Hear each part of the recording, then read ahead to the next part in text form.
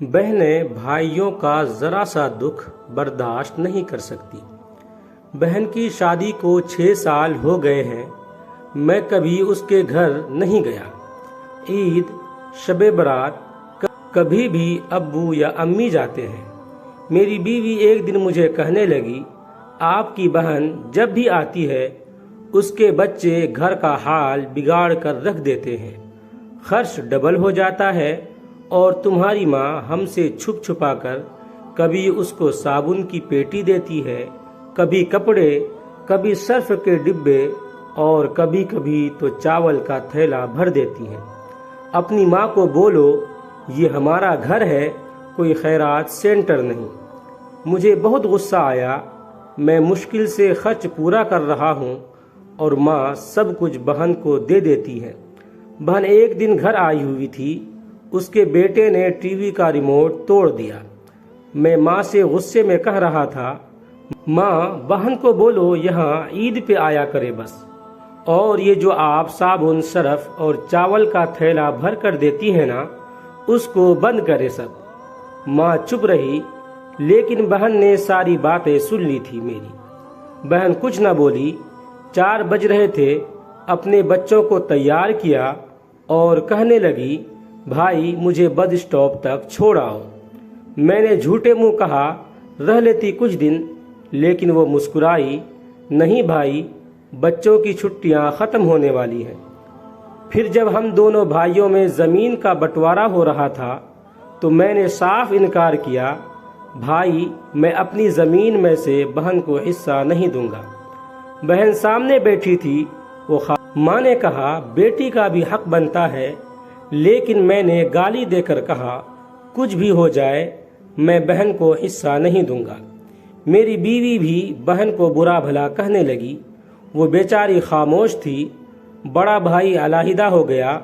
کچھ وقت کے بعد میرے بڑے بیٹے کو ٹی بی ہو گئی۔ میرے پاس اس کا علاج کروانے کے پیسے نہیں تھے۔ بہت پریشان تھا میں، کافی مقروض بھی ہو گیا تھا۔ بھوک سر پہ تھی، میں بہت پریشان تھا۔ کمرے میں اکیلا بیٹھا تھا، شاید رو رہا تھا حالات پہ۔ اس وقت وہی بہن گھر آ گئی۔ میں غصے سے بولا، اب یہ آ گئی ہے منحوس۔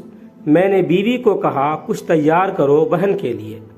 بیوی میرے پاس آئی، کوئی ضرورت نہیں گوشت یا بریانی پکانے کی اس کے لیے۔ پھر 1 گھنٹے بعد وہ بہن میرے پاس آئی، بھائی پریشان ہو؟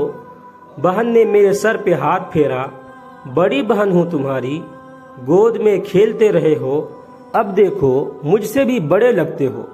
پھر میرے قریب ہوئی، اپنے پرس سے سونے کے کنگن نکالے، میرے ہاتھ میں رکھے، آہستہ سے بولی، پاگل تو ایویں پریشان ہوتا ہے، بچے اسکول تھے، میں نے سوچا دوڑتے دوڑتے بھائی سے ملاؤں، یہ کنگن بیچ کر اپنا خرچہ کرو، بیٹے کا علاج کرواؤ، شکل تو دیکھو ذرا، کیا حالت بنا رکھی ہے تم نے۔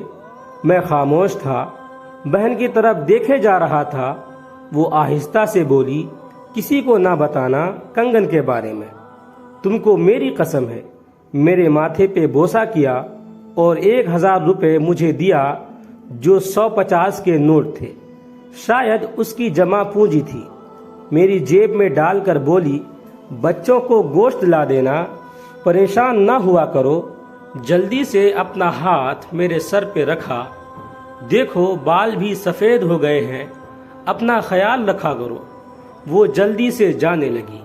اس کے پیروں کی طرف میں نے دیکھا، ٹوٹی ہوئی جوتی پہنی تھی، پرانا سا دوپٹہ اوڑھا ہوا تھا۔ جب بھی آتی تھی وہی دوپٹہ اوڑھ کر آتی۔ بہن کی اس محبت میں مر گیا تھا۔ ہم بھائی کتنے مطلب پرست ہوتے ہیں، بہنوں کو پل بھر میں بیگانہ کر دیتے ہیں، اور بہنیں بھائیوں کا ذرا سا دکھ برداشت نہیں کر سکتی۔ وہ ہاتھ میں کنگن پکڑے زور زور سے میں رو رہا تھا۔ اپنے گھر میں خدا جانے کتنے دکھ سہ رہی ہوتی ہیں۔ کچھ لمحے بہنوں کے پاس بیٹھ کر حال پوچھ لیا کریں، شاید کہ ان کے چہرے پہ کچھ لمحوں کے لیے ایک سکون آ جائے، کیونکہ بہنیں ماں کا روپ ہوتی ہیں۔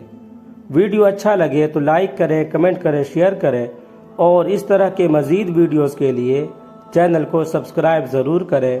آپ تمام ساتھیوں کا بہت بہت شکریہ ہوگا۔